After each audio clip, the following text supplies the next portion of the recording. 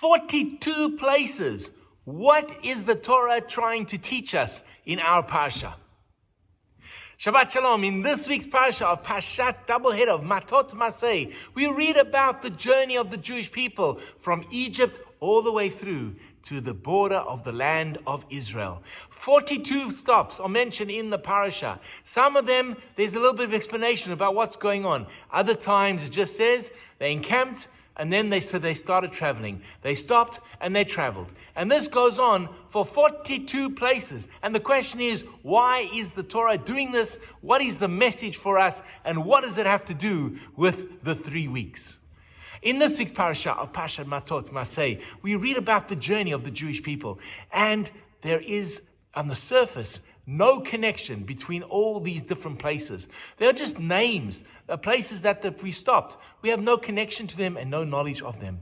But yet, in the grand scheme, we suddenly see that each one of those stops was important because it got us to the land of Israel, the border of the land of Israel.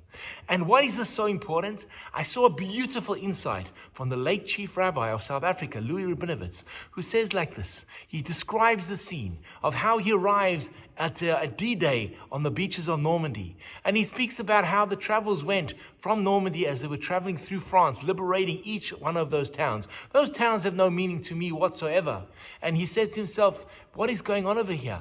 But he realized that each town that they stopped at was one stop on the way to achieving the victory.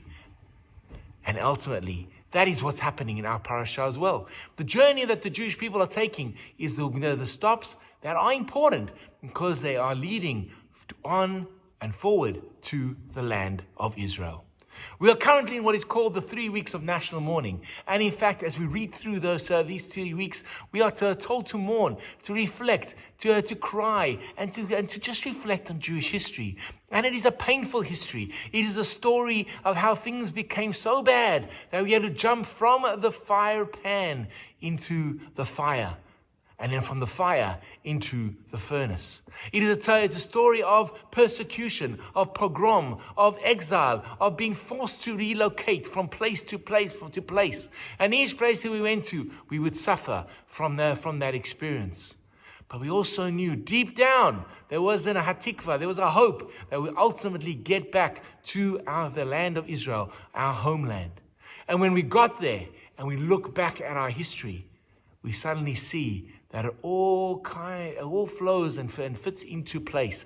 That the messages that we learned, the value, the skills that we achieved, from being at the different parts of the exile, will help to mold us as a people to become the best versions of ourselves when we ultimately return back to the land of Israel. And so the parasha highlights these 42 places in order to teach us that we are not just going randomly from place to place.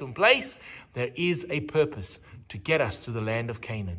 We move from exile to exile, from country to country, from experience to experience, and by doing so, we will ultimately get to our goal. When the Jews were exiled from Babylon, what happened there? They arrived in Babylon. They built an incredible community over there. It is the place in which the Talmud will be developed. The Jews are exiled into Europe. They arrive in France. We have the great commentator Rashi.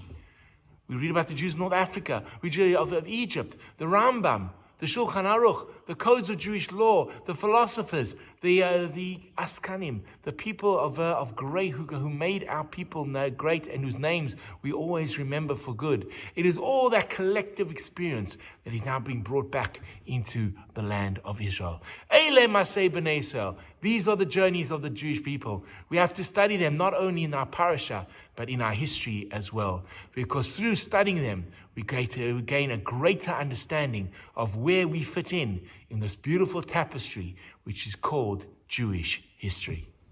Shabbat Shalom.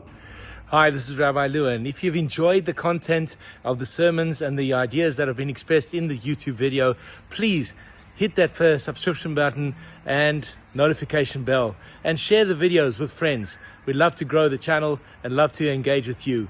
Please share your comments in the section below. I'd love to hear from you. Have an amazing day.